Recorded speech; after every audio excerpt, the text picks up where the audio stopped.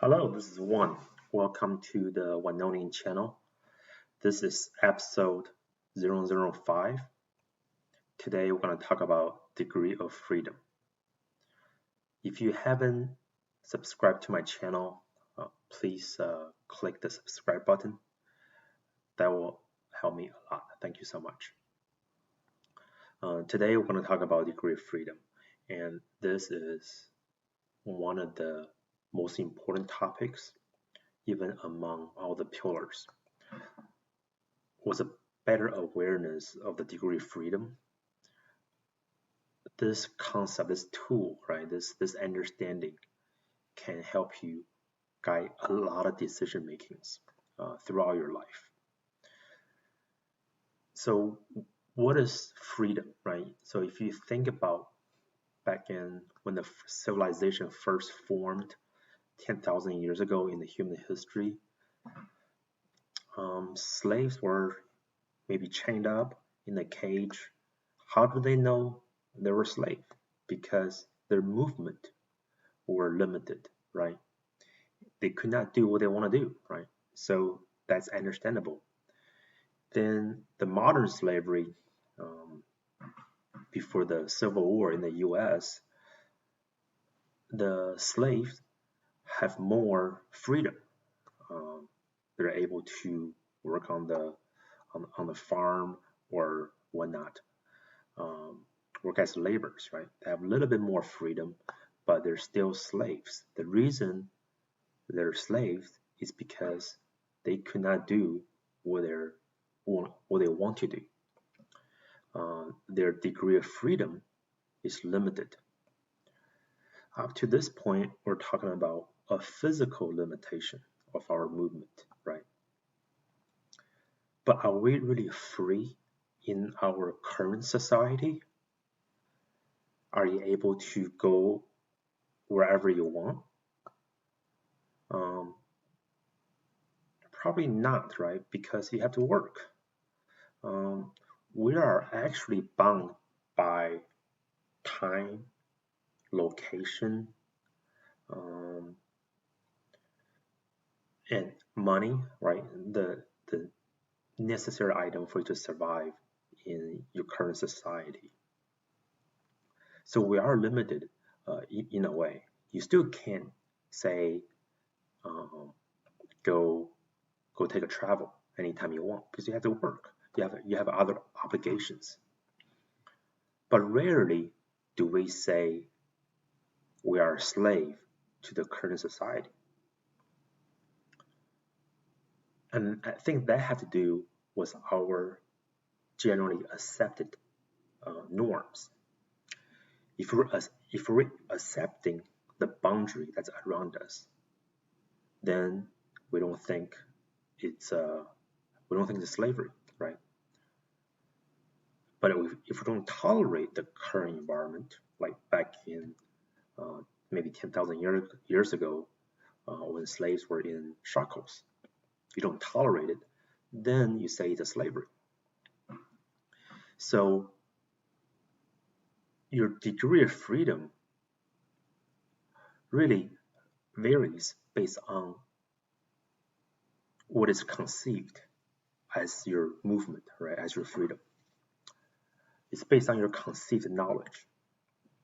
And in order for us to conceive more knowledge, right, our level of consciousness have to increase. So today, right, going back to my example, today, if you realize that we're still slave to the current economy or current society due to where we have to work, we have to go work from 8 to 5, right? Typically, we have to be at a specific location. My work is DC, so I have to ride the metro to DC almost every day from 8 to 5. So that is a limitation geographically.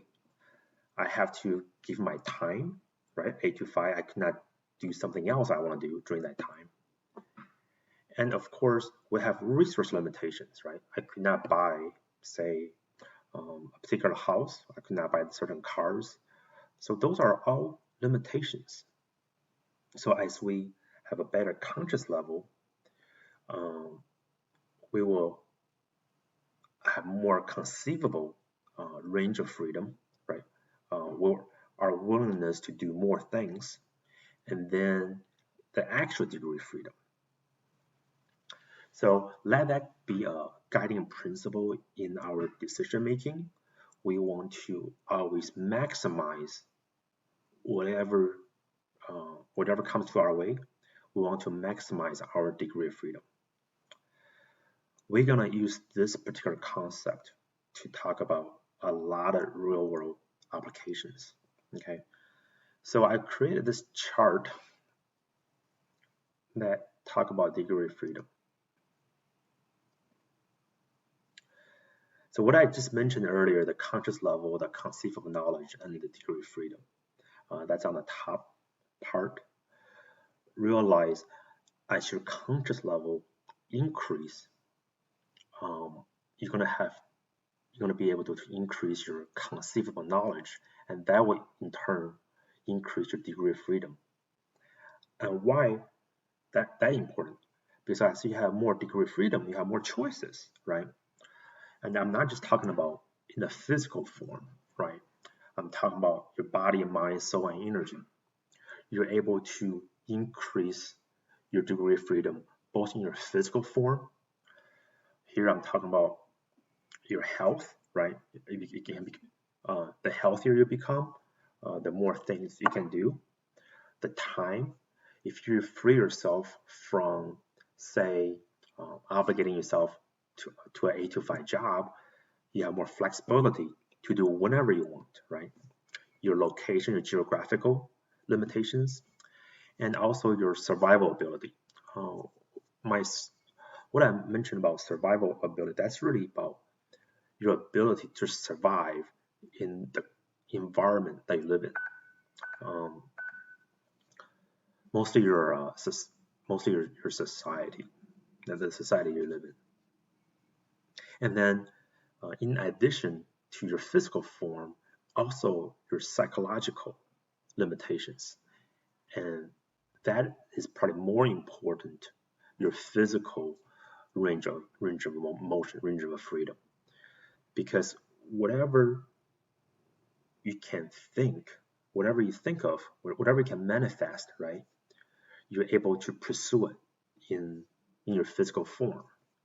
So how we think, what we think inside this boundary of conceivable notions. If we can expand this conceivable notion to a wider range, right, and we're able to think, we're able to increase that degree of freedom in our thought process.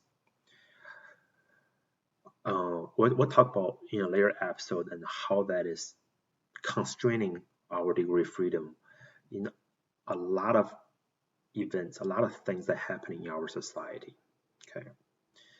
Here I mentioned about the knowledge. What do we know as our knowledge that limit ourselves? The biases, the biases that we grow up with, where the society or your environment has trained you to become whatever the environment you have grew up in. That certainly creates some sort of biases, right? Your identity. We don't think about this, right? Whatever you identified, think about it. Whatever you identify yourself with, in terms of a degree of freedom, does that increase it or decrease it? Okay. Hopefully you will say it's decreasing your degree of freedom, right? If I identify myself as American, or let's just say I identify myself as Chinese American, then I'm a subset of the American citizen. If I identify myself as American, then I'm a subset of the human race, right? So identity limit your field of view, right? Your degree of freedom in terms of your psychological thinking. So what that really is, all this identity, they're boundaries, right? So boundaries, if you think, whatever the boundary you create, whether it's geographical boundaries or psychological boundaries. These are forms of imprisonment. It decreases your degree of freedom. And this is why I don't like to use label, because sometimes label could be misleading, right? I'm putting identity on this particular word. Now you associate yourself with whatever that word is, but that word could have different meaning to different people. And sometimes the content, the information, it's much bigger. There's much more a depth, a wealth of information than what the labeling conveys.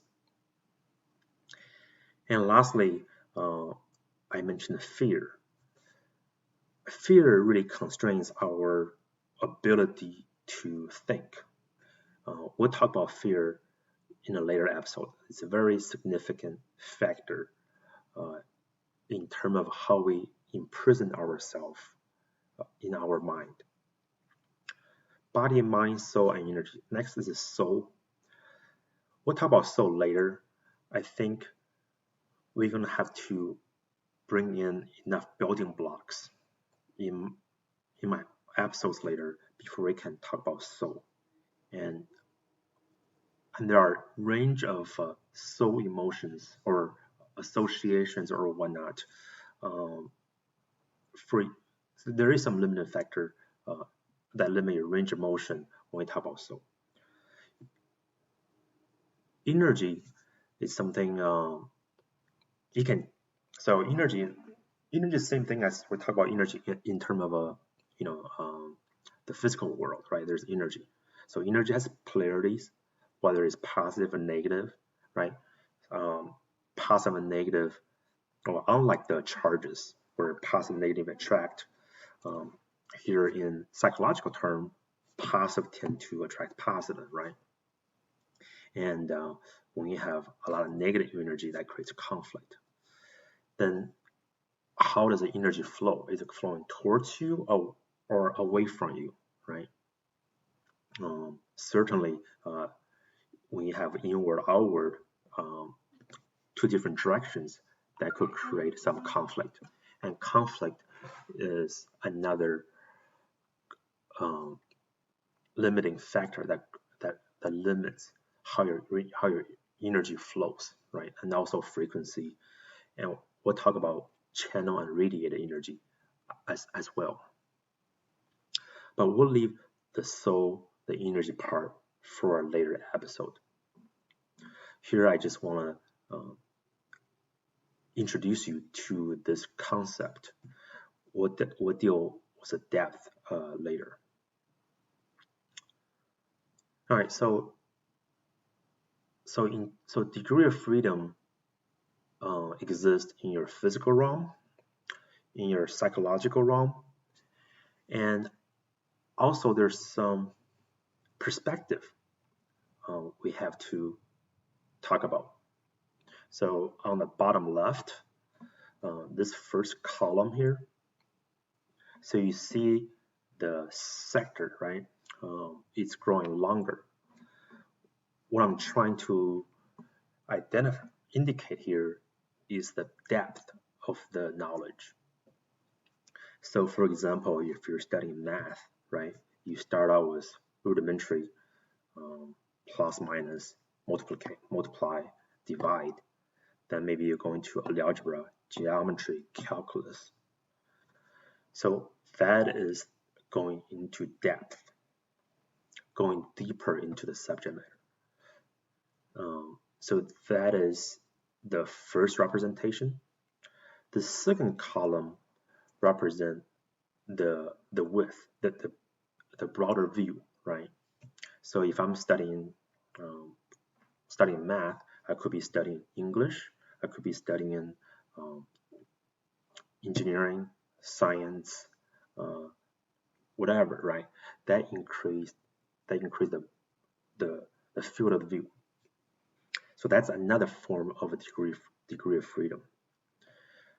So putting it all together, you have this circle, right?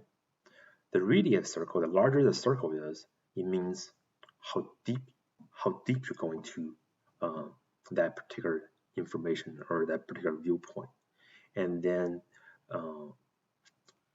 the whether you're or the second part is the sector, I guess, the vector at what degree. So if you're going 360, you're covering a much more wealth of information, right? In terms of your field of view. Then there's another aspect in your degree of freedom. This is not very intuitive, but if we think about, just close your eyes and think about an event that happened. So for me, I just thought about the car accident that I had a year and a half ago. Okay, so whenever I think about that particular event, I probably start with the moment I realized I was gonna get hit, to when the ambulance left the scene. So that is the timeline in which I recall my memory. And whenever I work with that particular set of memory, that is the time frame I have in mind. And so that is also limiting our freedom of thinking, because what if I think about a longer timeline, maybe from the day I started, the time I wake up that day, until the time I sleep that day. So that is a wider in terms of a time zone, right? In terms of the timeline. The reason this concept, the reason this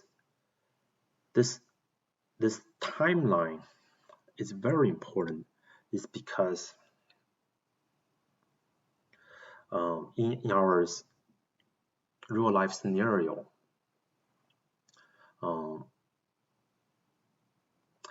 our instinct is always focused on a very narrow timeline. And if we have a much longer time horizon in our field of view, we will react differently, we will think differently. A very good example is the stock market, right? So right now, going through the coronavirus, and you see the stock market been dropping 20%. If your field of view is very small, that will create a lot of fear currently, right? But if your field of view is much longer, say 200 years of the stock market, then you don't think it's so bad, because the stock market never crashed or never dropped when you look at a 15-year time horizon. So that will contribute to your awareness, right? You're going to make different decisions based on what timeline that you grasp in your mind. Okay, so that's all I want to talk about the time, the degree of freedom. So the three big notion is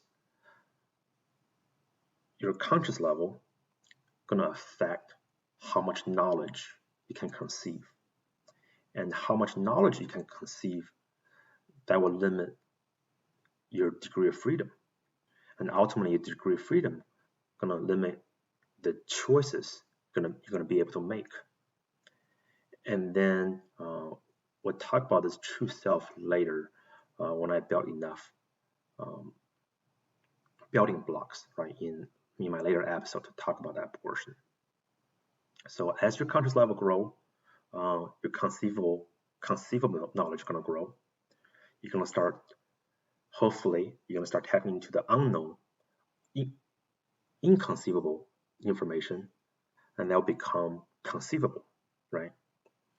And then that's going to increase your degree of freedom.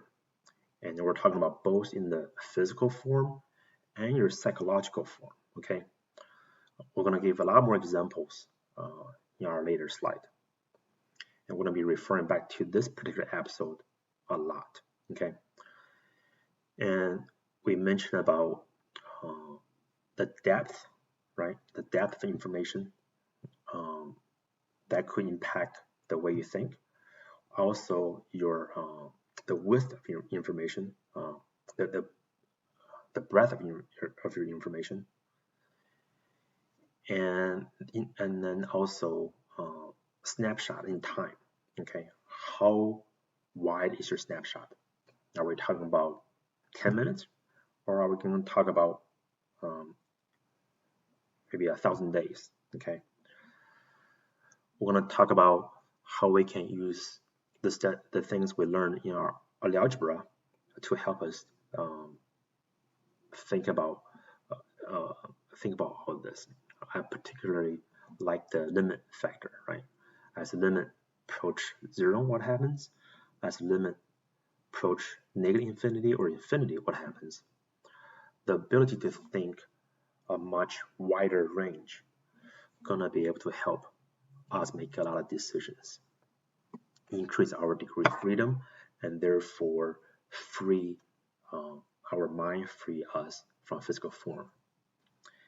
And then, so all of this is a framework, right? Philosophical talk. And our later slide gonna show us how we can use this framework in the real world application. I know that's probably more interesting to some of you because we're always trying to get information so we can leverage, right? This big logic stuff, you may not see how you apply to your daily life, but it is the building block that I need to convey some of the information, okay? So thank you so much for your time. Please stay tuned. I think I need about 1 or 2 more building blocks before I can talk about the stuff that really interests you. Like right now, we're going through the coronavirus. How should we view that particular event? The stock market went down 30%. Is the right time to buy? How do we think about that using the OneOnian concept that we have discussed so far? Okay, so stay tuned. Please subscribe. Also, click on the notification alarm so you get the latest update as soon as it comes out. Thank you so much.